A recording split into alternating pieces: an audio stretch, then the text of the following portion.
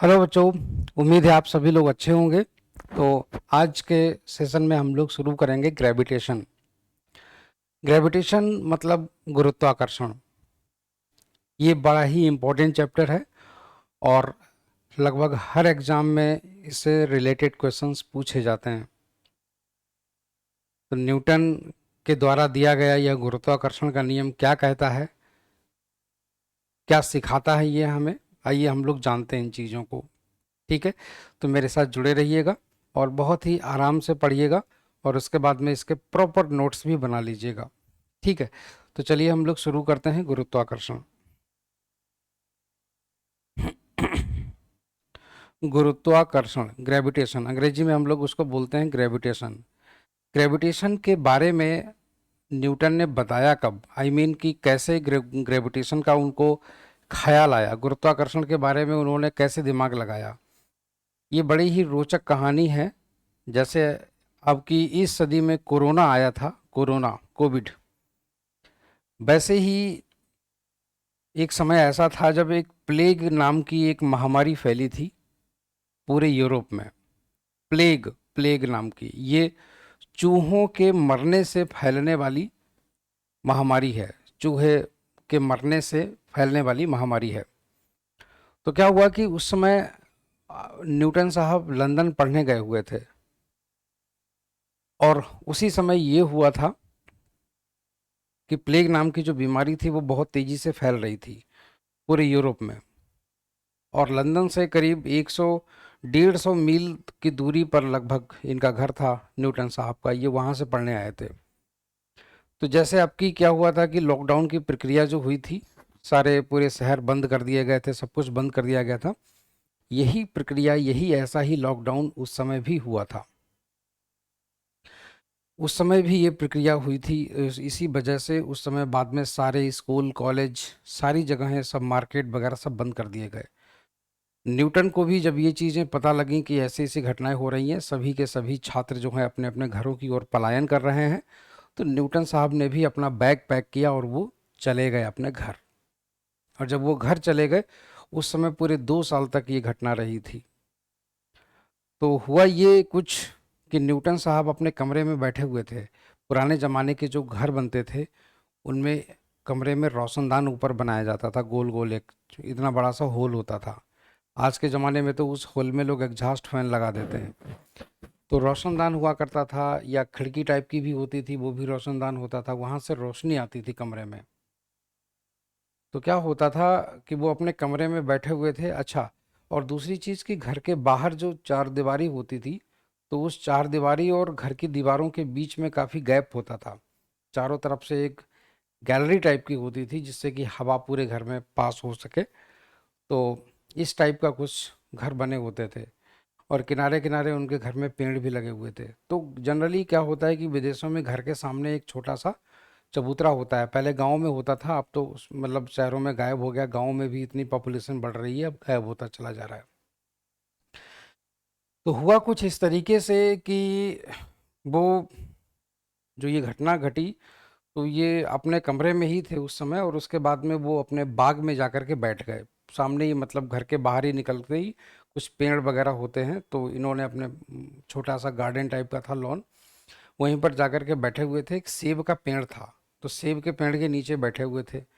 अचानक एक सेब टूट करके नीचे गिरता है, और जब सेब टूट करके नीचे गिरता है तो इनके दिमाग में ऐसा आता है, अरे ये सेब नीचे क्यों गिरा। तो सेब नीचे गिरा, इन्होंने इस चीज़ को ध्यान दिया। मगर सबसे खास बात ये थी कि सेब पहले भी नीचे ही गिरते थे। ऐसा नहीं था कि सेब पेड़ से टूट के ऊपर चले जाते थे, नहीं, सेब तब भी टूट के नीचे ही गिरते थे। मगर इन्होंने ध्यान दिया कि सेब टूट करके नीचे ही क्यों गिरा। तो इन्होंने रीज़न जानने की कोशिश करी। तब उसके बाद इन्होंने ये भी जाना कि दुनिया की हर चीज़ नीचे ही तो गिर रही है। ऐसे ही मतलब ध्यान देने लगे। वैसे तो डेली नीचे ही गिरते थे सेब, मगर कभी ध्यान नहीं दिया, उन्होंने ध्यान ही नहीं दिया इस तरफ ऐसे करके। मगर उस दिन उन्होंने इस पर रीज़न, मतलब सोचना शुरू किया कि ये नीचे की तरफ क्यों गिरा। जब इन्होंने सोचना शुरू किया, सोचना शुरू किया, तब बाद में इनको पता चला, ऐसा इन्होंने माना उस समय, कि लग रहा है कि पृथ्वी हर एक वस्तु को अपनी ओर खींच रही है। अर्थ जो है वो हर एक वस्तु को अपनी ओर खींच रही है। जब इन्होंने ये चीज़ माना और इसको मान करके आगे बढ़े, तो इनको कुछ आंसर्स मिलने लगे इन्हीं के ही क्वेश्चंस के। और फिर ये हुआ कि अर्थ खींचती ही क्यों है, अब पृथ्वी किसी दूसरी वस्तु को खींचती ही क्यों है। तो एक्चुअली होता क्या है, ये तो खैर बाद का टॉपिक है कि अर्थ क्यों खींचती है, ठीक है, मगर मैं आपको बताए दे रहा हूँ कि अर्थ क्यों खींचती है, तो ये चीज़ अभी हम लोग डिस्कस करेंगे। तो न्यूटन ने वहाँ से बताया ये चीज़ कि यहाँ पर मतलब अर्थ हर एक बॉडी को अपनी ओर खींचती है और एक फोर्स लगाती है, और उस फोर्स को हम लोग ग्रेविटेशनल फोर्स कहते हैं, उसे हम लोग गुरुत्वीय बल कहते हैं। और उस गुरुत्वीय बल का ही हम लोग अध्ययन करते हैं पूरे इस चैप्टर के अंतर्गत, ठीक है। तो ये काफ़ी अच्छा चैप्टर है। और जानते हैं हम लोग न्यूटन के सार्वत्रिक गुरुत्वाकर्षण का नियम। यहाँ पर हम लोग एक हेडिंग डालेंगे, Newton's law of universal gravitation. Newton's law of universal gravitation.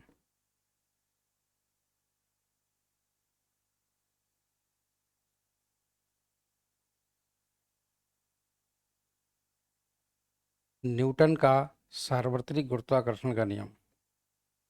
इसको सार्वत्रिक क्यों कहते हैं? देखिए, सार्वत्रिक का मतलब होता है, सार्वत्रिक का मतलब होता है जो सभी जगह विद्यमान हो। सार्वत्रिक का मतलब होता है जो सभी जगह विद्यमान हो, इसको हम लोग बोलते हैं सार्वत्रिक, ठीक है। हाँ, इसको हम लोग बोलते हैं सार्वत्रिक। तो सभी जगह मतलब जैसे अंतरिक्ष में भी ये वैलिड है, ठीक है। पृथ्वी पर ही नहीं, ये अंतरिक्ष में भी वैलिड है, तो इसीलिए हम लोग इसको बोलते हैं सार्वत्रिक, ठीक है। इसमें क्या कहता है न्यूटन का ये गुरुत्वाकर्षण का नियम, समझिएगा। देखिए, जैसे एक वस्तु तुम्हारी यहाँ पर है ऐसे करके, ठीक है।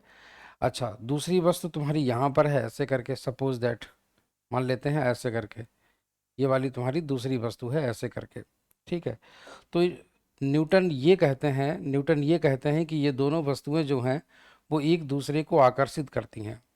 न्यूटन कहते हैं ये दोनों वस्तुएं एक दूसरे को आकर्षित करती हैं ऐसे करके, सपोज दैट, इस तरीके से तुम्हारी ये दोनों वस्तुएं हैं, इनके बीच में एक अट्रैक्शन फोर्स ऐसे करके लगता है। इनके बीच में एक अट्रैक्शन फोर्स कुछ इस तरीके से ऐसे करके लगता है, ठीक है ना। हाँ, इनके बीच में अट्रैक्शन फोर्स कुछ इस तरीके से ऐसे ऐसे करके लगता है, यूं करके, ठीक है ना। हाँ, और इनके बीच में लगने वाला जो फोर्स होता है उसको बोलते हैं एफ, और ये होता है एफ, इसको बोलते हैं ग्रेविटेशनल फोर्स। इसको हम लोग बोलते हैं ग्रेविटेशनल फोर्स ऐसे करके, ठीक है ना। हाँ, उसको हम लोग बोलते हैं ग्रेविटेशनल फोर्स ऐसे करके, ठीक है। अच्छा, इसका जो मास है वो है तुम्हारा स्मॉल एम, ठीक है। और इसका जो मास ये वाला है ये है तुम्हारा कैपिटल एम, इसको बोलते हैं कैपिटल एम, ठीक है। और इन दोनों के केंद्रों के बीच की जो दूरी है, इन दोनों के केंद्रों की जो बीच की दूरी है वो तुम्हारी इतनी है ऐसे करके, समझिएगा मेरी बात को। हाँ, इन दोनों के बीच की जो दूरी है ऐसे करके, वो है तुम्हारी इतनी, कितनी है समझिएगा। इन दोनों के केंद्रों के बीच की दूरी है तुम्हारी इतनी ऐसे करके, ठीक है ना। हाँ, इन दोनों के केंद्रों के बीच की दूरी है इतनी, मतलब आर मान लेते हैं, स्मॉल आर, ठीक है ना, ये है। तो न्यूटन साहब ये कहते हैं कि इन दोनों वस्तुओं के बीच में एक आकर्षण बल लगता है, एक अट्रैक्शन फोर्स लगता है, जिसे ग्रेविटेशनल फोर्स कहते हैं, जिसे गुरुत्व बल कहते हैं। और ये बल जो होता है ये दोनों वस्तुओं के द्रव्यमानों पर निर्भर करता है, दोनों वस्तुओं के द्रव्यमानों पर निर्भर करता है, और साथ में उनके बीच की दूरी पर भी निर्भर करता है, ठीक है ना। उनके बीच की दूरी पर भी निर्भर करता है, इस तरीके से। तो हम लोग यहाँ पर ऐसे करके इसको लिख सकते हैं, ठीक है। हम लोग यहाँ पर इसको ऐसे करके लिख सकते हैं, एफ प्रोपोर्शनल टू, हाँ, यहाँ पर हम लोग ऐसे करके इसको लिखेंगे, F proportional to M into small M into capital M, ठीक है ना। हाँ, small M into capital M, और साथ में small M into capital M, और हम लोग इसको ऐसे ऐसे करके लिखते हैं, एफ प्रोपोर्शनल टू, इनके बीच की दूरी के वर्ग के व्युत्क्रमानुपाती होता है, मतलब इस तरीके से। तो ये तुम्हारी दूसरी इक्वेशन हो गई, ठीक है। अच्छा, दूसरी चीज़ कि अगर हम लोग इन दोनों को एक साथ लिखें तो हम लोग लिखेंगे क्या, F proportional to small M into capital M upon R square, ठीक है ना, हाँ, अपॉन आर स्क्वायर, ठीक है ना। अच्छा, दूसरी चीज़ क्या है दूसरी चीज़ क्या है कि यहाँ से कैपिटल एफ बराबर capital G into small M into capital M upon R square, upon R square, ठीक है ना। तो ये तुम्हारे ये ऐसे ऐसे करके ये हो चुके हैं यूं करके, ठीक है ना। तो ये तुम्हारा एक फॉर्मूला निकल करके आ जाता है, इसको बोलते हैं गुरुत्व बल, इसको बोलते हैं कैपिटल एफ को गुरुत्व बल बोलते हैं, ग्रेविटेशनल फोर्स, ठीक है ना, इसको बोलते हैं ग्रेविटेशनल फोर्स। अच्छा, दूसरी चीज ध्यान ध्यान दीजिएगा, तो ये जो गुरुत्व बल होता है ये तुम्हारे कुछ इस तरीके के सूत्र से कैलकुलेट कर लिया जाता है। अच्छा, यहाँ पर जो कैपिटल जी है ये तुम्हारा कहलाता है यूनिवर्सल ग्रेविटेशनल कांस्टेंट, इसको हिंदी में बोलते हैं सार्वत्रिक गुरुत्वाकर्षण नियतांक, यूनिवर्सल ग्रेविटेशनल कांस्टेंट, ठीक है ना, हाँ, यूनिवर्सल ग्रेविटेशनल कांस्टेंट, इसको सार्वत्रिक गुरुत्वाकर्षण नियतांक कहते हैं हम लोग, ठीक है। अच्छा, इसकी वैल्यू कितनी होती है वो एक बात जरा समझ लीजिएगा, इसकी वैल्यू कितनी होती है, जी इज इक्वल टू होता है 6.67, 6.67 into 10⁻⁻11 into newton metre square पर किलोग्राम स्क्वायर, ठीक है ना। तो ये तुम्हारा हो गया। अच्छा, दूसरी चीज़ जरा ध्यान दीजिएगा, जब हम लोग बात करा रहे हैं कि ये तुम्हारी दो वस्तुओं के बीच में लगने वाला बल है, ये जो गुरुत्वाकर्षण नियतांक लिखा है इसको बोलते हैं सार्वत्रिक गुरुत्वाकर्षण नियतांक, ठीक है। इसकी यूनिट जो होती है वो कभी पेपर में पूछ दी जाती है, तो इसलिए इसको याद रखिएगा, ये चीज़ इंपॉर्टेंट है, न्यूटन इंटू मीटर स्क्वायर प्रति किलोग्राम स्क्वायर। कैसे निकालेंगे, कैपिटल जी बराबर निकालेंगे F into R square upon M into M, ठीक है ना। अच्छा, तो चलिए हम लोग इसको यहाँ पर लिख देते हैं, न्यूटन के अनुसार, न्यूटन के अनुसार दुनिया की कोई भी दो वस्तुएं होती हैं उनके बीच में एक आकर्षण बल काम करता है, और यह आकर्षण बल गुरुत्व बल के नाम से जाना जाता है, और यह आकर्षण बल दोनों वस्तुओं के केंद्रों को मिलाने वाली रेखा की दिशा में होती है, मतलब होता है, ठीक है ना। और साथ में यह द्रव्यमानों पर निर्भर करता है, बीच की दूरी पर निर्भर करता है। अगर इनके बीच की दूरी अगर आप बढ़ा दोगे तो इनके बीच में लगने वाला जो बल है वो कम हो जाएगा, और अगर इनके बीच की दूरी कम कर दोगे तो इनके बीच में लगने वाला बल ज़्यादा हो जाएगा। ऐसे ही इनके द्रव्यमान, अगर इनको ज़्यादा कर दोगे तो बल ज़्यादा हो जाएगा, अगर द्रव्यमानों को कम कर दोगे तो बल कम हो जाएगा, ठीक है ना। चलिए, तो इस तरीके से ऐसे ऐसे करके ये चीज़ हो जाती है, ठीक है। तो ये हो गया तुम्हारा। अब हम लोग जरा इसकी जो थ्योरी है वो मैं आप लोगों को लिखे दे रहा हूँ। हाँ, तो प्यारे बच्चों, यहाँ पर बगल में ये देख रहे होंगे आप लोग, डायग्राम के पास में थियोरी लिखी हुई है। ये थियोरी आप लोग अपनी कॉपी पे एज इट इज इसको नोट कर लेंगे, क्योंकि यही होगी जिसमें जो आपको रिवीजन करने के वक्त में काम आएगी, ठीक है ना, एग्ज़ाम में जाने से पहले। तो न्यूटन ने जो कहा था वो मैंने आपको यहाँ पर बता दिया है, वो मैंने लिख लिया है, आप लोग इसके अपने कॉपी में नोट्स में लिख सकते हैं, ठीक है। अब इसके बाद सबसे इम्पोर्टेंट एक चीज़ आती है, जब हम लोग अभी बार बार जैसे इसको बोल रहे थे कि इन दोनों वस्तुओं के द्रव्यमान पर निर्भर करता है ये, ठीक है, दोनों वस्तुओं के द्रव्यमान पर निर्भर करता है, बट सबसे मेन चीज़ है कि ये द्रव्यमान होता क्या है, ठीक है। तो हम लोग द्रव्यमान के बारे में भी जान लेते हैं कि द्रव्यमान क्या होता है। तो आई होप सो कि आप लोगों ने ये चीज़ लिख लिया होगा। अब हम लोग द्रव्यमानों के बारे में थोड़ा सा जानते हैं, ठीक है। इसको मैं थोड़ा सा बड़ा कर देता हूँ एक बार और, ताकि आप लोगों को और साफ साफ दिखाई दे जाए ये चीज़ें, ठीक है। तो द्रव्यमान क्या होता है हम लोग जरा इसके बारे में जान लेते हैं। देखिएगा, द्रव्यमान, ये जो हिंदी में शब्द लिखा जाता है द्रव्यमान, ये दो आधे शब्दों से मिलकर के बना है, एक तो है द्रव्य और एक है मान। द्रव्य का मतलब होता है पदार्थ, और मान का मतलब होता है मात्रा। मतलब कहने का कि किसी भी वस्तु के पदार्थ की मात्रा, उसे हम लोग उसका द्रव्यमान कहते हैं, और इसे मेजर करते हैं किलोग्राम में। इसकी यूनिट होती है किलोग्राम। ये किलोग्राम यूनिट जो है वो आजकल जो मापने का पैमाना चल रहा है, जो सिस्टम है, जो प्रणाली है, एमकेएस सिस्टम, जो इसे एसआई सिस्टम भी बोलते हैं, इंटरनेशनल सिस्टम, या इसी को मीटर किलोग्राम सेकंड सिस्टम भी कहते हैं। तो मीटर किलोग्राम सेकंड सिस्टम या एसआई सिस्टम में जो द्रव्यमान का मात्रक है, जो मापने के जो यूनिट है, वो है तुम्हारी किलोग्राम। उससे पहले ग्राम हुआ करती थी, ग्राम छोटी यूनिट थी। उस वो अलग सिस्टम था मेजरमेंट का, जिसे बोलते हैं CGS, मतलब सेंटीमीटर ग्राम सेकंड सिस्टम। ठीक है। उसके भी पहले एक हुआ करती थी FPS, फुट पाउंड सेकंड। ठीक है। तो फुट में लंबाई तो अभी भी हम लोग जनरली नाप लेते हैं कई बार कि भाई कितने फीट के हो, इतने फीट के हैं। तो वो भी एक सिस्टम है मेजरमेंट का। बट आजकल जो ग्लोबली जो एक्सेप्टेड है वो है तुम्हारा SI system, metre kilogram second system. चलिए, तो ठीक है, तो हम लोग चलिए जानते हैं, जरा लिख लेते हैं द्रव्यमान की परिभाषा। ठीक है ना? हाँ, तो मास, मास मतलब द्रव्यमान। ठीक है ना? तो चलिए, द्रव्यमान, इसकी परिभाषा मैं आप लोगों को लिखे दे रहा हूँ। आप लोग अपनी कॉपी में भी इसको लिख लेंगे। ठीक है ना? Quantity of material of a body,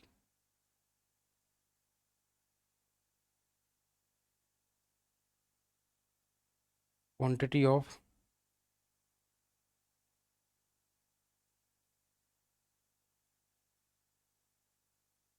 quantity of material of a body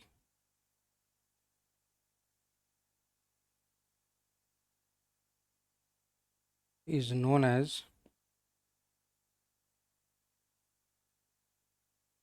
mass of the body,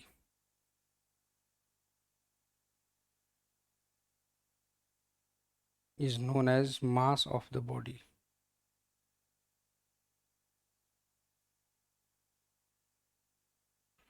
Its unit is kilogram.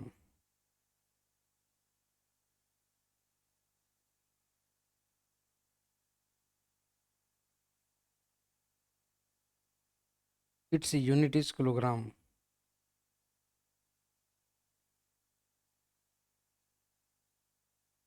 It's ऐसा लिख देता हूं मैं कि इसका एसआई मात्रक, it's SI unit is kilogram.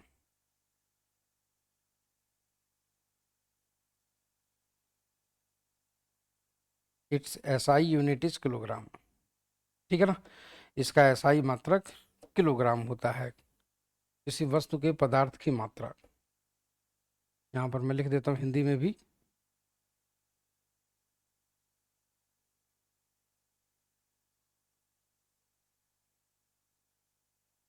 किसी वस्तु के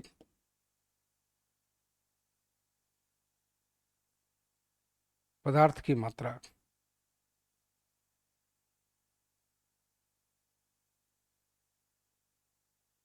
किसी वस्तु के पदार्थ की मात्रा।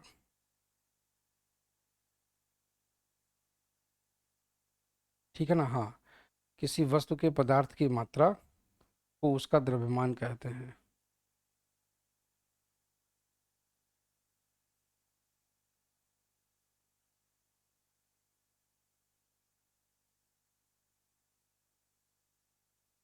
को उसका द्रव्यमान कहते हैं।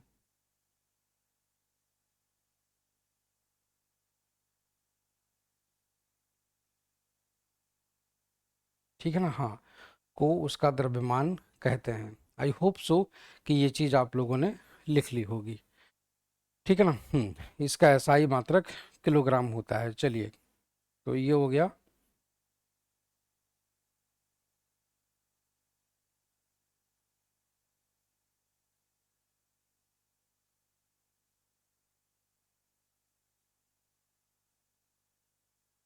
इसका एसआई मात्रक किलोग्राम होता है।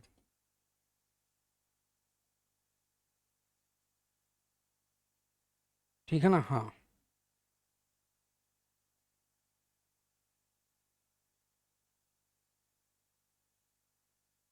ठीक। चलिए, तो ये चीज़ आप लोगों को क्लियर हो गई। अब आप देखिएगा, एक चीज़ समझिए, सबसे इम्पोर्टेंट चीज़।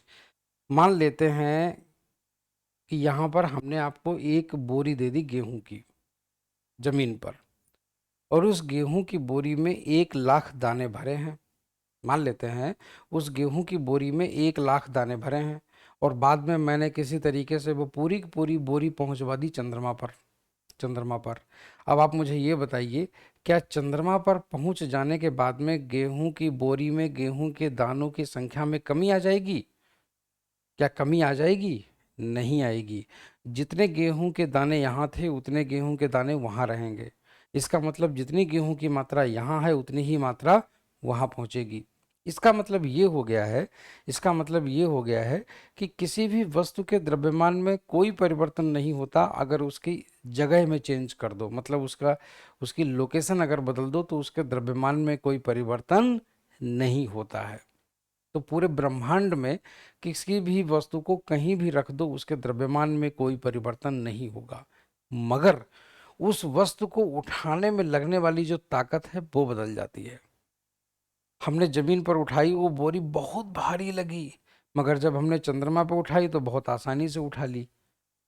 तो जमीन पर उस बोरी को उठाने में लगने वाली ताकत ज्यादा थी, ठीक है ना। और चंद्रमा पर चंद्रमा पर जब हम पहुंचे तो चंद्रमा पर हमें कम ताकत लगानी पड़ी, ठीक है ना। ये जो ताकत लगानी पड़ती है किसी भी वस्तु को उठाने के लिए, इसी हम इसी को उस वस्तु का भार कहते हैं। क्या कहते हैं? भार कहते हैं। तो चलिए अब हम लोग सीखते हैं भार के बारे में, वेट, ठीक है ना। तो अब हमारी जो नेक्स्ट हेडिंग है वो है तुम्हारी वेट।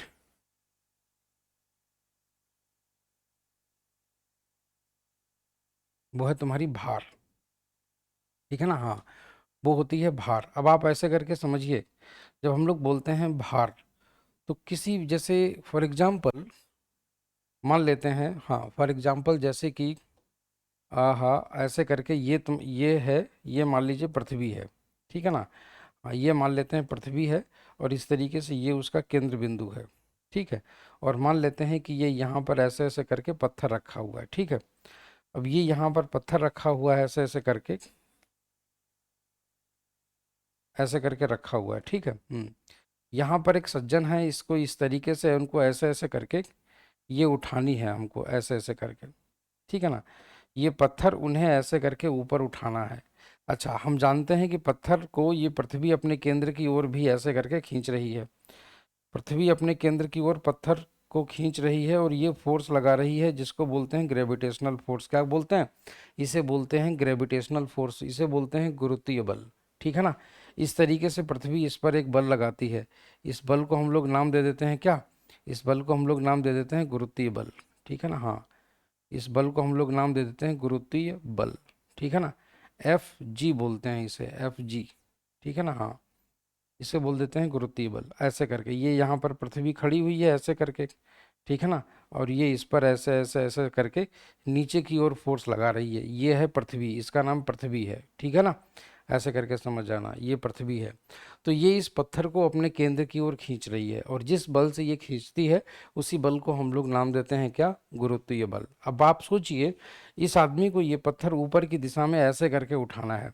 इस आदमी को ये पत्थर ऊपर की दिशा में ऐसे करके उठाना है। जब ये आदमी इस पत्थर को ऊपर की दिशा में ऐसे करके उठाएगा तो ये ऊपर की दिशा में एक बल लगाएगा।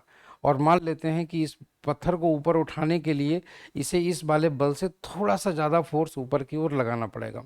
थोड़ा सा ज़्यादा फोर्स इसे ऊपर की ओर लगाना पड़ेगा। जब ये इस पर थोड़ा सा ऊपर की ओर ये इस पर बल लगाएगा, खींचेगा उसे ऊपर की ओर, तो क्या होगा? ये इस पत्थर को उठा लेगा। मगर जरा सोचिए, इस आदमी को ये पत्थर बहुत ही भारी महसूस होगा। इस आदमी को ये पत्थर बहुत ही भारी महसूस होगा। वही जो भारी महसूस होगा, ठीक है ना। इस आदमी को ये पत्थर जितना भारी महसूस होगा, उसे उतनी ही ताकत ऊपर लगानी पड़ेगी उस वस्तु को उठाने के लिए। उसी लगाई गई ताकत को उसी लगाई गई ताकत को हम लोग उस वस्तु का भार कहते हैं। और इस आदमी को ये पत्थर कितने बल से, कितनी ताकत से ऊपर की ओर लगाना पड़ेगा? जितनी ताकत से, जितने बल से ये पृथ्वी इसे नीचे की ओर खींच रही है। तो जितनी ताकत से ये पृथ्वी इसे नीचे की ओर खींचेगी, इस आदमी को ये पत्थर उतना ही भारी महसूस होगा। इसीलिए किसी वस्तु का भार कुछ और नहीं होता, बल्कि पृथ्वी के द्वारा इस वस्तु पर लगाया गया आकर्षण बल ही उसका भार होता है। बल्कि जो है इसके द्वारा लगाया गया, इस पृथ्वी के द्वारा ही इस वस्तु पर लगाया गया जो आकर्षण बल होता है वही उसका भार कहलाता है, ठीक है ना। हाँ, वही उसका भार कहलाता है। उसी को हम लोग वेट बोल देते हैं। क्या बोल देते हैं? वेट, ठीक है ना। हाँ, उसी को हम लोग ऐसे करके वेट बोल देते हैं, ऐसे करके। ठीक, तो आई होप सो कि आप लोगों को ये चीज़ क्लियर हो गई होगी, ठीक है ना। तो भार, बल, आई होप सो ये चीज़ आप लोगों को क्लियर हो गई होगी, ठीक है। तो चलिए हम लोग लिख लेते हैं ज़रा कि भार की परिभाषा क्या है, ठीक है। तो भार की परिभाषा तो यहाँ पर मैं लिखता हूँ, ठीक है। भार, पृथ्वी द्वारा किसी भी वस्तु पर अपने केंद्र की दिशा में लगाया गया बल। तो यहाँ पर मैं लिख देता हूँ attraction force applied by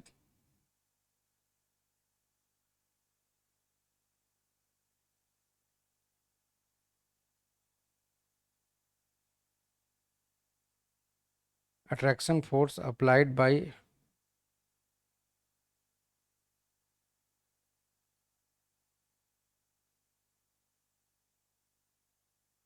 earth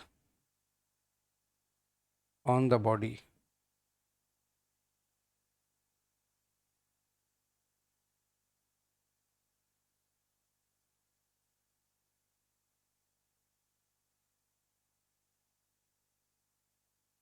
towards its centre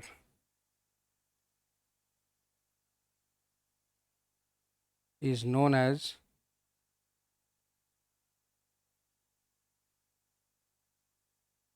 as weight of the body.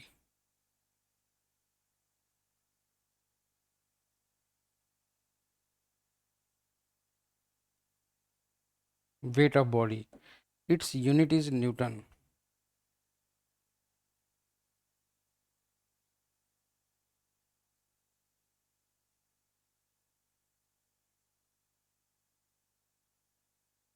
Its unit is newton, ठीक है ना।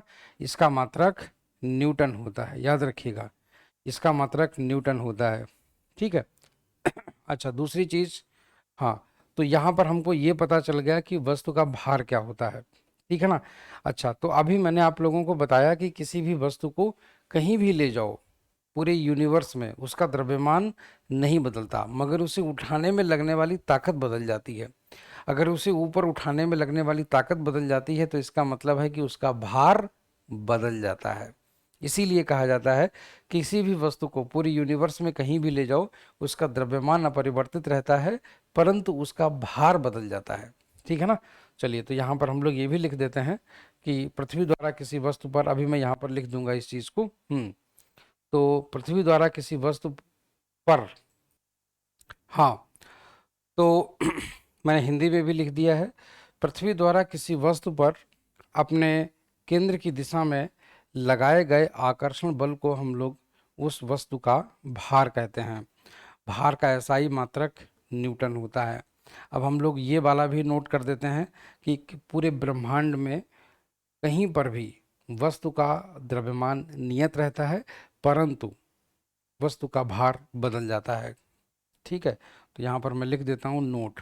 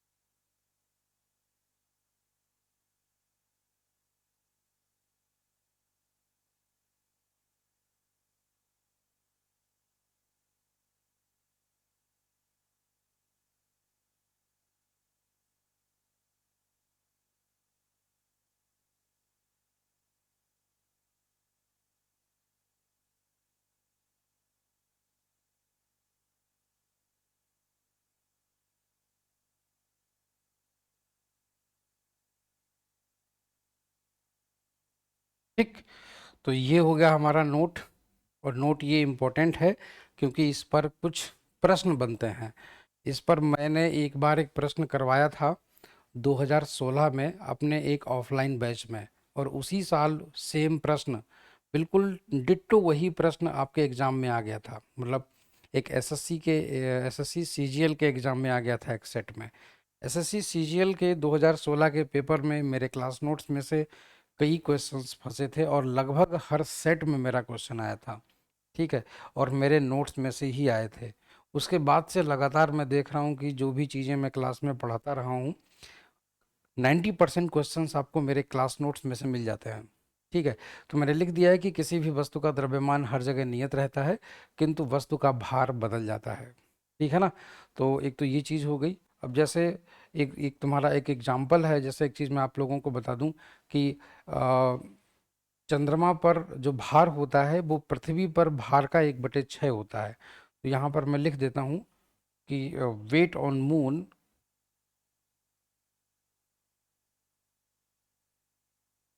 Wait of a body on moon. ठीक है ना। हाँ, weight of a body on moon. तो ये तुम्हारा, हाँ, weight of a body on moon, and this will be equal to, and this will be equal to wait,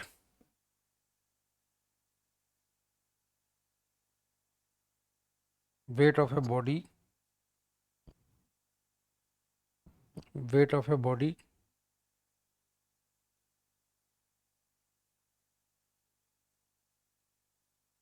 on earth, weight of a body on earth by 6। ठीक। तो याद रखिएगा ये चीज़, ये ऐसे करके होता है।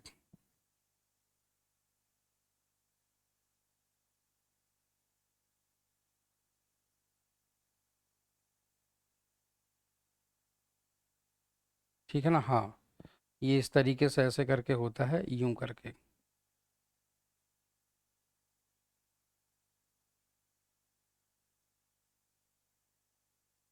ठीक है। हाँ, तो पृथ्वी पर जो भी भार होगा उसका 1/6 हो जाएगा ये चीज़, उसका ये 1/6 हो जाएगा ऐसे करके, उसका ये 1/6 हो जाएगा ऐसे करके। आई होप सो कि आप लोगों को ये चीज़ क्लियर हो गई होगी। चलिए, तो ये हो गया तुम्हारा। ठीक है ना। तो weight of a body, weight of a body on moon that is equal to weight of a body on earth, पृथ्वी पर भार बटे 6। ठीक है ना। तो यहाँ पर मैं हिंदी में भी लिख सकता हूँ, बट कोई मतलब नहीं है, ऐसे ही ठीक है। ठीक है ना। याद रखिएगा ये चीज़। एक चीज़ और मैं आपको बता दूँ कि वेट लिखा है, ये इसकी भी यूनिट तुम्हारी न्यूटन में होनी चाहिए। ठीक है ना। इसकी भी न्यूटन में आएगी और इसकी भी यूनिट तुम्हारी न्यूटन में आएगी। अगर कभी किलोग्राम में लिखा हो तो सावधान रहना।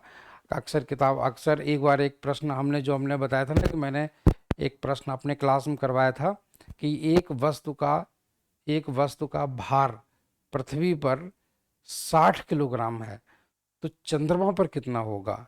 लिखा तो था ऐसे जैसे भार, ऐसे उन्होंने लिख दिया कि पृथ्वी पर किसी वस्तु का भार 60 किलोग्राम है तो चंद्रमा पर कितना होगा।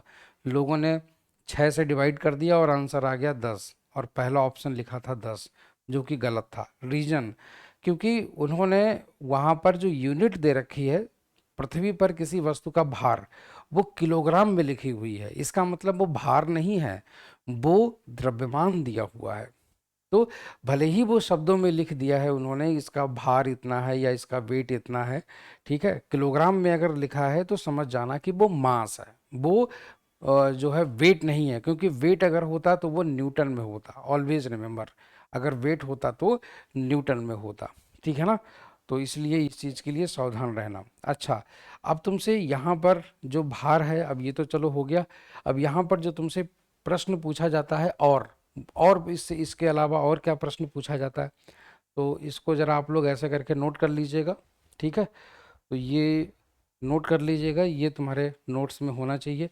अच्छा, अब हम लोग चलते हैं आगे की ओर। जैसे फॉर एग्जांपल हम लोग बात करते हैं पृथ्वी तल पर किसी भी वस्तु का भार। तो पृथ्वी तल पर किसी भी वस्तु के भार के बारे में अगर हम लोग बात करें, तो जैसे मान लीजिए कि ये तुम्हारी पृथ्वी है, ठीक है ना।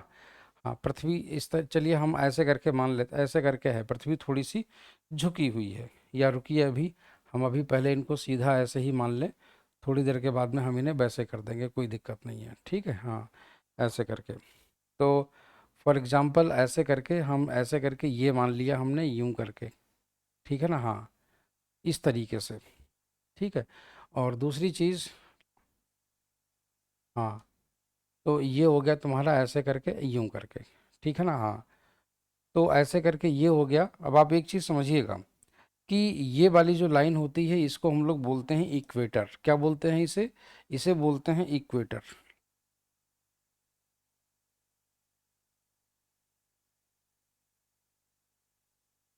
इसे बोलते हैं इक्वेटर। इक्वेटर का मतलब होता है भूमध्य रेखा, ठीक है ना। और ये जो रोटेशन चलता है यहाँ पर ऐसे करके, ठीक है ना, ये पृथ्वी इस तरीके से घूमती रहती है। यहाँ पर जो बिंदु होता है इसे हम लोग बोलते हैं पोल। इसे बोलते हैं पोल, ये ध्रुव बोलते हैं हिंदी में। ये तुम्हारा नॉर्थ पोल होता है और ये वाला तुम्हारा साउथ पोल होता है, ठीक है ना। मतलब उत्तरी ध्रुव और दक्षिणी ध्रुव, तो इनको हम लोग पोल बोलते हैं, ठीक है ना। इस तरीके से ऐसे करके, चलिए ये तुम्हारे नॉर्थ और साउथ पोल हो गए। इक्वेटर को हिंदी में बोलते हैं भूमध्य रेखा। अच्छा, किसी भी वस्तु का जो भार होता है वो सबसे ज़्यादा तुम्हारा यहाँ पर होता है, ठीक है ना। यहाँ पर होता है डब्लू मैक्स। और सबसे कम जो भार होता है वो तुम्हारा इस रेखा पर होता है, पूरे के पूरे इस रेखा पर, ठीक है ना। तो यहाँ पर हम लोग इसको ऐसे ऐसे करके लिख सकते हैं डब्लू मिनिमम। उसका रीज़न है, अब देखिएगा, अब आप ये सोच रहे होंगे कि ये कैसी रेखा है।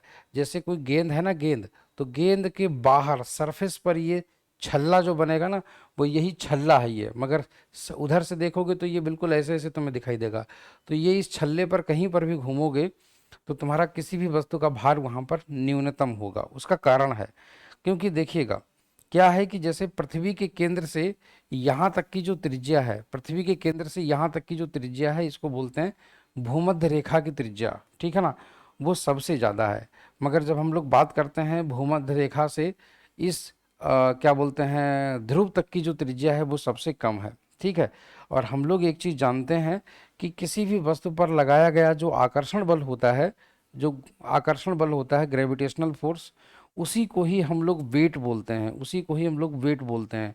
और ये जो फॉर्मूला है, ये जो फॉर्मूला है तुम्हारा, इसमें अगर आप देखें तो ये तुम्हारा ये होता है दोनों वस्तुओं के बीच की दूरी। अगर हम किसी भी वस्तु को यहाँ पर रखेंगे, तो यहाँ पर कोई वस्तु रखी तो पृथ्वी का केंद्र और उस वस्तु का केंद्र, उन दोनों के बीच की दूरी, तो सबसे छोटी दूरी जिनके बीच की होगी वहाँ पर गुरुत्वाकर्षण बल ज़्यादा लगेंगे। तो जहाँ पर गुरुत्वाकर्षण बल ज़्यादा लगेंगे इसका मतलब वहाँ पर दूरी छोटी रही होगी। तो ये वाली दूरी छोटी है, सबसे छोटी है, इसीलिए यहाँ पर गुरुत्वाकर्षण बल मैक्सिमम है, ठीक है ना। मगर जब यहाँ की बात करते हैं हम लोग, तो यहाँ पर देखिएगा ये तुम्हारी भूमध्य रेखा की त्रिज्या है।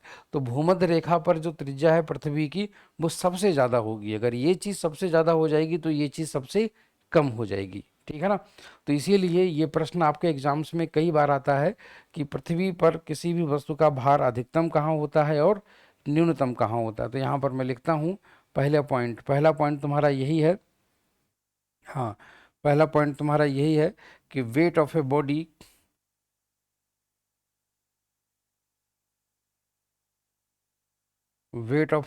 Is maximum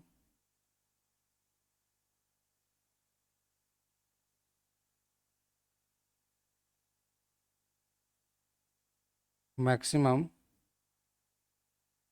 at poles, maximum at poles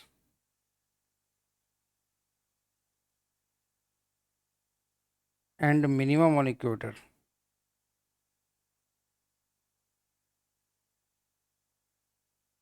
and minimum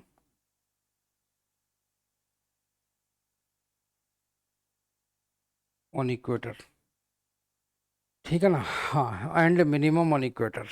तो किसी भी वस्तु, हाँ इस तरीके देखिएगा जरा ध्यान से, किसी भी वस्तु का जो भार होता है वो सबसे ज़्यादा कहाँ पर होता है, सबसे ज़्यादा तुम्हारा यहाँ पर होता है, सबसे ज़्यादा तुम्हारा यहाँ पर होता है, ऐसे करके। तो आप ऑलवेज इस चीज़ को ध्यान रखिएगा। हाँ, आप ऑलवेज इस चीज़ को ध्यान रखिएगा, सबसे ज़्यादा जो भार होता है वो ध्रुवों पर होता है, और सबसे कम जो भार होता है वो तुम्हारा यहाँ होता है। कहाँ होता है?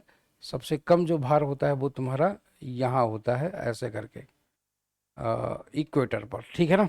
तो याद रखिएगा ये चीज़। तो यहाँ पर मैं हिंदी में भी लिखे देता हूँ। वैसे हिंदी में लिखने जैसी कोई ऐसी चीज़ है ही नहीं, आप इसको ऐसे ही नोट कर लीजिए, ठीक है? हाँ, क्योंकि इसमें कोई बहुत डिफ़िकल्ट लाइन नहीं लिखी हुई है। तो किसी भी वस्तु पर पृथ्वी का जो भार होता है वो तुम्हारा, यहाँ पर मैं लिखे दे रहा हूँ, ये तुम्हारी इक्वेटर की त्रिज्या है REQ, और ये वाली जो त्रिज्या है ये है तुम्हारी RPO। ठीक है ना? तो यहाँ पर मैं लिख देता हूँ कि RPO is less than REQ। ठीक है ना? और इसीलिए यहाँ पर मैं लिखे दे रहा हूँ, इसीलिए ग्रेविटेशनल फोर्स, कौन से वाले ग्रेविटेशनल फोर्स? हाँ, एफ, हाँ हाँ हाँ, ऐसे, इसीलिए मैं ऐसे करके लिखे दे रहा हूँ, इसीलिए weight at pole is greater than equator. ठीक, इस तरीके से। तो याद रखिएगा ये चीज़। और ये रहा तुम्हारा इसके सामने का डायग्राम। तो आई होप सो कि सारे लोगों को ये चीज़ क्लियर हो गई होगी। अब कभी आप जीवन में भूलोगे नहीं कि पृथ्वी पर किसी भी वस्तु का भार जो होता है वो जो है क्या होता है, कैसे होता है, ये वो, है ना? अच्छा, तो ये चीज़ हम लोगों को कंफर्म हो गई। अब तुम्हारे सामने एक सवाल और आता है, ठीक है? अब तुम्हारे सामने ये आता है कि पृथ्वी के केंद्र पर वस्तु का भार क्या होता है। अब ये चीज़ हम लोग आगे जानेंगे। चलिए, अब आप एक चीज़ यहाँ पर देखिएगा। मान लेते हैं जैसे यहाँ पर कोई वस्तु रखी हुई है, ठीक है ना? अगर वो अगर वो यहाँ से इस तरफ जाने लगे, किस तरफ जाने लगे? अगर वो कोई भी वस्तु जो यहाँ पर रखी है, अगर वो ऐसे ऐसे करके चल करके, अगर वो ऐसे ऐसे करके चल करके तुम्हारा पोल की ओर जाने लगे, अगर वो ऐसे ऐसे करके चल करके पोल की ओर जाने लगे, ऐसे करके पोल की ओर, पोल तुम्हारा क्या है? North pole. तो अगर ये पोल की ओर जाने लग रहा है तो इसका मतलब है कि धीरे धीरे इसके वस्तु का भार बढ़ेगा। याद रखना, प्रश्न आता है ये चीज़। तो धीरे धीरे इसका भार बढ़ेगा जब ये पोल की ओर जाएगा, ठीक है? मगर जैसे जैसे जब ये वस्तु तुम्हारी पोल से आगे निकल जाएगी ऐसे ऐसे करते, और ये वापस इक्वेटर की तरफ आ रही होगी, तो इस वस्तु का भार तुम्हारा फिर से घटने लगेगा और ये फिर से न्यूनतम हो जाएगा, ठीक है? मगर गड्ढा खोद के अगर ये केंद्र पे चली जाए, अगर ये गड्ढा खोद के पृथ्वी के केंद्र पर चली जाए, तो वस्तु का भार सीधे शून्य हो जाएगा। रीजन, क्योंकि उस समय जब पृथ्वी से कोई वस्तु दूर होती है तो वो खींचती है, मगर जब पृथ्वी के केंद्र पर ही पहुंच जाएगी, खींचना बंद कर देती है। तो पृथ्वी के केंद्र पर अगर हम लोग इस तरीके से पृथ्वी के केंद्र पर की बात करें, तो पृथ्वी के केंद्र पर किसी भी वस्तु का भार शून्य हो जाता है, ठीक है? ऐसी दशा को हम लोग भारहीनता की दशा कहते हैं। जैसे अ, किसी व्यक्ति के नेत्र नहीं होते हैं तो हम लोग उसे नेत्रहीन कहते हैं, वैसे ही जब किसी के पास धन नहीं होता तो हम उसे धनहीन कहते हैं। तो वैसे ही जब कभी भी कभी किसी वस्तु का भार ही नहीं रह जाता तो हम लोग उसे भारहीन कहते हैं, और ऐसी कंडीशन को, ऐसी दशा को हम लोग भारहीनता कहते हैं, ठीक है ना?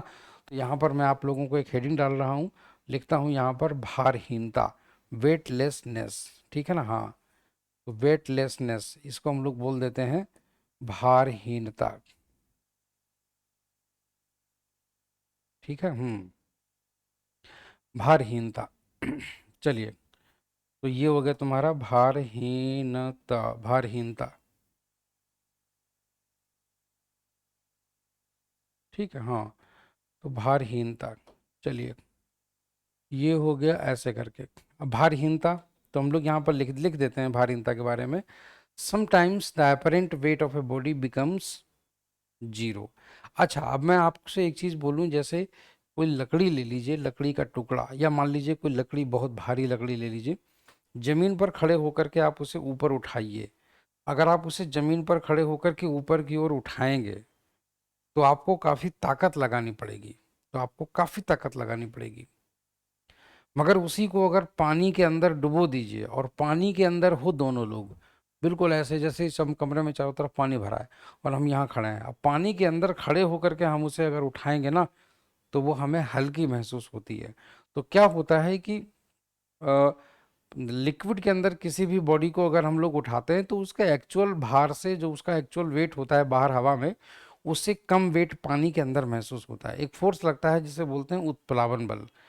तो यहाँ पर अगर हम लोग देखें तो एक चीज़ ये महसूस करते हैं कि यहाँ पर उसके भार में थोड़ी कमी आ जाती है जब लिक्विड के अंदर उठाते हैं।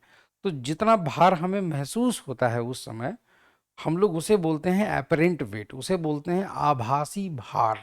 ठीक है। तो कई बार कुछ परिस्थितियां ऐसी होती हैं जब किसी वस्तु का भार घट जाता है, कुछ भार कम हो जाता है। तो ऐसी ही किसी परिस्थिति को हम लोग बोल देते हैं कि इसका भार जो है ना, वो कम हो गया है, घट गया है। मतलब ऐसी परिस्थिति में, तो ऐसी परिस्थिति को हम लोग नाम देते हैं भारहीनता, वेटलेसनेस, भारहीनता। ठीक है ना। तो चलिए हम लोग आगे की ओर चलते हैं, भारहीनता। ठीक है। Sometimes the apparent weight of a body becomes equal to zero. हम्म।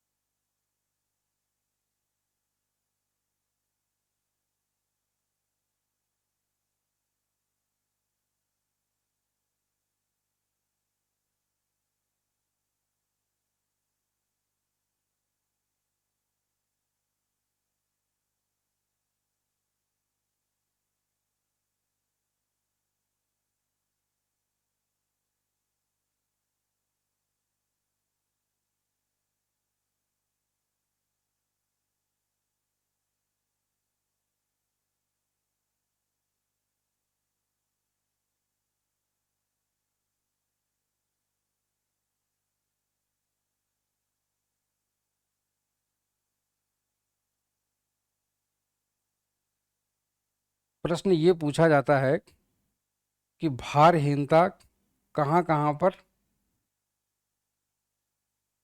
उत्पन्न होती है।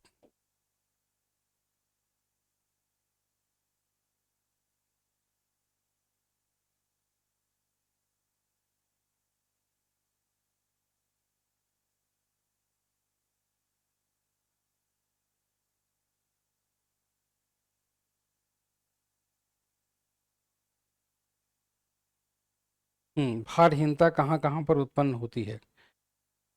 तो पहली चीज तो ये है कि भारहीनता कहाँ कहाँ पर उत्पन्न होती है, ये मैं लिख देता हूँ।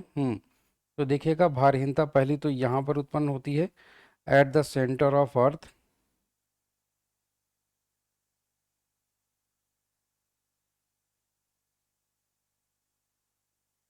ठीक है ना। और दूसरा चीज, अंतरिक्ष में।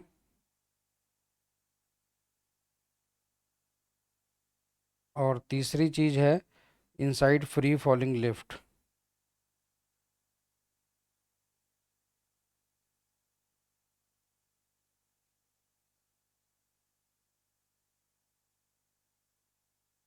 इनसाइड फ्री फॉलिंग लिफ्ट मतलब स्वतंत्र रूप से गिरती हुई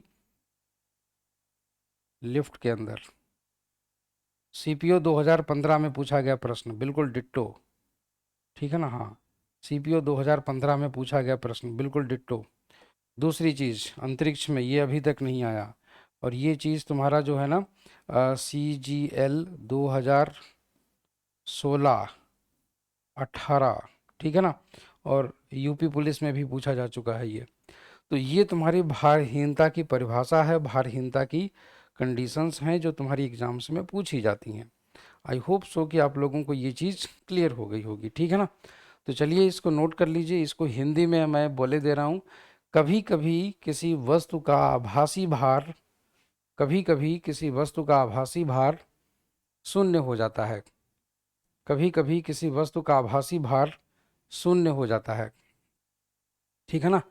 हाँ, कभी कभी किसी वस्तु का आभासी भार शून्य हो जाता है। तो ऐसी परिस्थिति को हम लोग भारहीनता की स्थिति कहते हैं।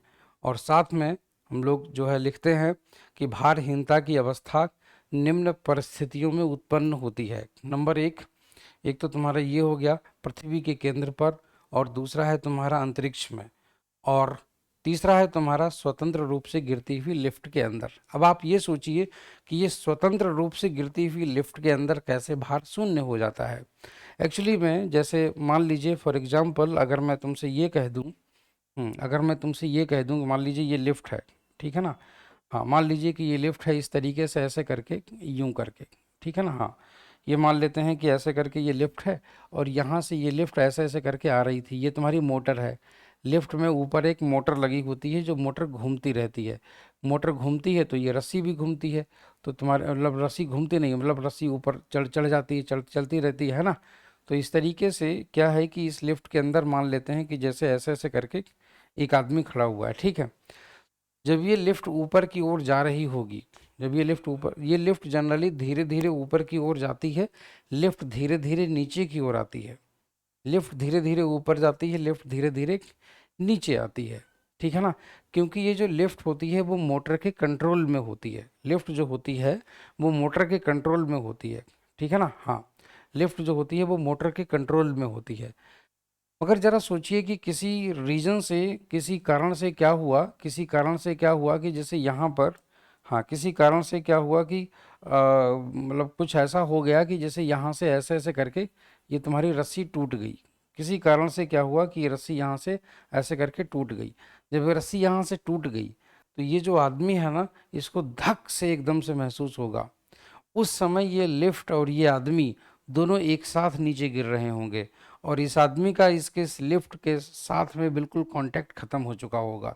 ये टच होंगे एक दूसरे पर, ये इसके पैर इसके फर्श से टच हो रहे होंगे, मगर इसके पैर इसके फर्श पर किसी भी प्रकार का कोई भी दबाव नहीं डाल रहे होंगे, ठीक है ना। तो ऐसी स्थिति में इसको अपना भार शून्य महसूस होता है, इसको अपना भार महसूस ही नहीं होता, क्योंकि उस समय इसके पैर भी इसके फर्श पर कोई किसी भी प्रकार का कोई दबाव नहीं डाल रहे होंगे। तो ऐसी ही स्थिति जो तुम्हारी जनरेट होती है उसको हम लोग बोलते हैं फ्री फॉलिंग, उसको बोलते हैं स्वतंत्र रूप से नीचे गिरना, ठीक है ना। हाँ, इसको बोलते हैं फ्री फॉल, ठीक है ना। स्वतंत्र रूप से नीचे गिरना, फ्री फॉल, इसी को बोलते हैं फ्री फॉल, ठीक है ना। तो ये जब ये रस्सी टूट जाती है तो ये लिफ्ट मोटर से स्वतंत्र होकर के नीचे गिरती है, इसीलिए बोलते हैं स्वतंत्र होकर के गिरना, मतलब फ्री फॉल, ठीक है। ऐसी स्थिति में इस आदमी को अपना वजन जीरो महसूस होता है, और इसके पैरों के द्वारा इसके फर्श पर डाला गया जो प्रेशर होता है वो भी तुम्हारा जीरो हो जाता है, ठीक है ना। और एक प्रश्न और, ऐसी स्थिति में इसके फर्श के द्वारा इसके पैरों पर जो रिएक्शन फोर्स होता है, जो प्रतिक्रिया बल होता है, वो भी तुम्हारा कितना होता है, जीरो होता है। अगर हम ये मान लें कि नीचे की तरफ डाला गया फोर्स तुम्हारा एक्शन फोर्स है, तो पलट के दिया जाने वाला फोर्स तुम्हारा रिएक्शन फोर्स है, मतलब प्रतिक्रिया बल। तो ऐसे केसेस में फर्श के द्वारा ऊपर की ओर दिया गया जो प्रतिक्रिया बल होता है वो भी शून्य होता है, ठीक है ना।